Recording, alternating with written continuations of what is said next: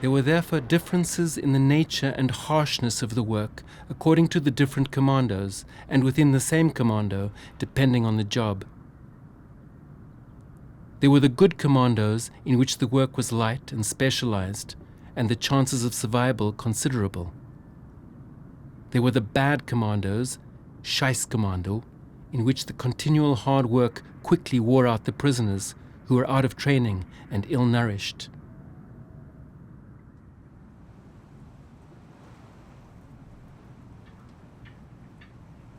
At 3:30 in the morning, we were woken up by whistle blows and smacks on the legs from the Stubovas. No time for a wash. In any case, we had nothing. No soap, no towel. At 4:30, if we were capable of fighting, and with a bit of luck, we were entitled to a few mouthfuls of lukewarm, dirty water by way of coffee. And we had to exit fast, beaten repeatedly with belts and sticks, and line up outside, in the line of the designated commando, the 22 or the Stones. Until 5:30 we waited. In rain, snow, or wind, no matter what, we remained there, standing in line. We could have died on the spot.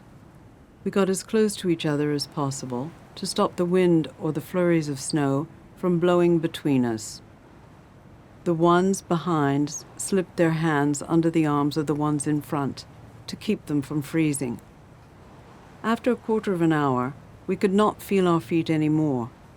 They were slowly beginning to freeze.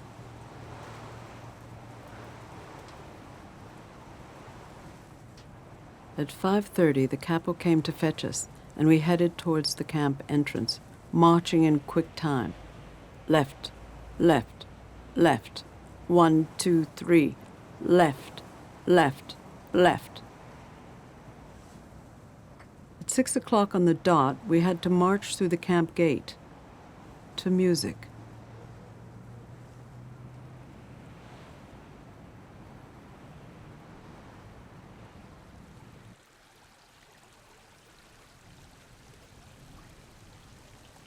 After a grueling hour, after climbing down ditches and up banks, we were already exhausted and would have wished to sit down and not move any more, but not at all.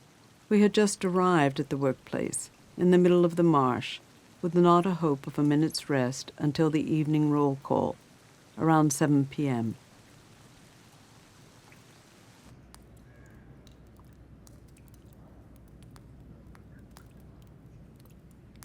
What mattered tremendously was the degree of harshness of the supervisory staff, SS and prisoners alike.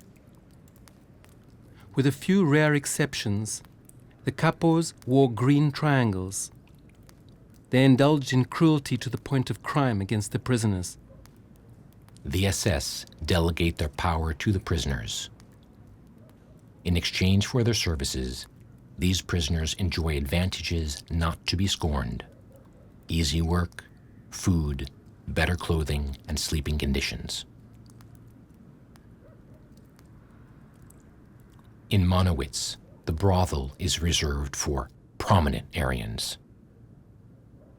The civilian prisoners and Polish lords vie for the favors of the ladies, who want for nothing.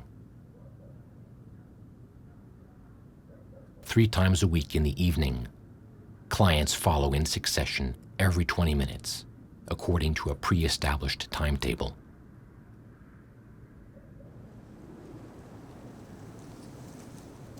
It is notable that only the well-fed, prominent prisoners exempted from arduous work could indulge in football and basketball matches and water polo in an open-air swimming pool built by the prisoners inside the enclosure.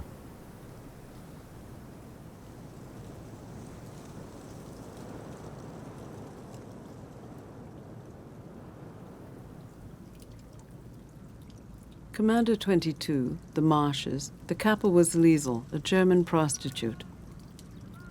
She quickly divided us into groups. The first group of prisoners had to load crates with mud and earth. Then the second group, carrying these very heavy crates, 2 by 2, deposited them 200 meters away, to build an embankment. Capo Liesel checked that the crates were completely full, to make sure we were dead tired carrying them. If by misfortune any crate was not heavy enough, the women loading or carrying them were all struck hard with a stick, right in the face or on top of the head.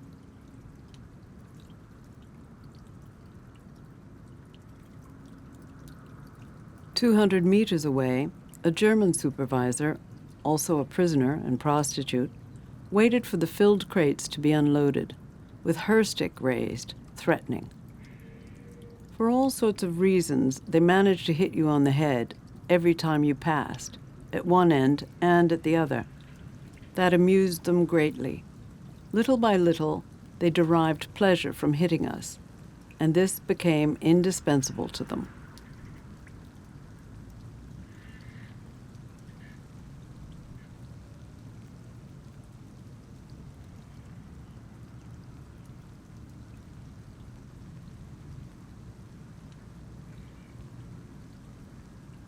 At midday, we had half an hour to eat the soup, but it was impossible to sit down. There was mud everywhere.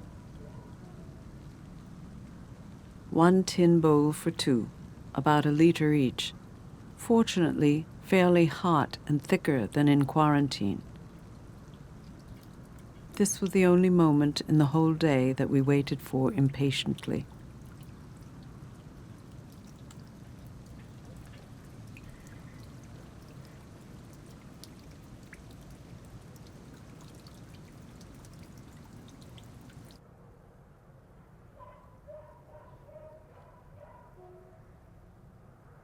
We didn't stop until 4:30.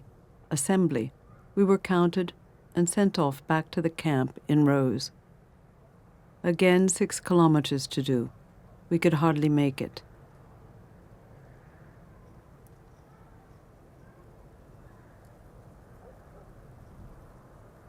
After the walk back to the camp, the day was still not over. We had to remain standing 1, sometimes 2 hours for the evening roll call. Ragged, muddy, with feet bleeding and frozen, our faces and backs lacerated with blows.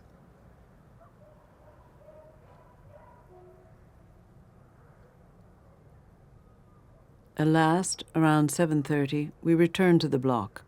We had been on our feet since 3:30 a.m. 16 hours without sitting down a minute, without a single moment's rest.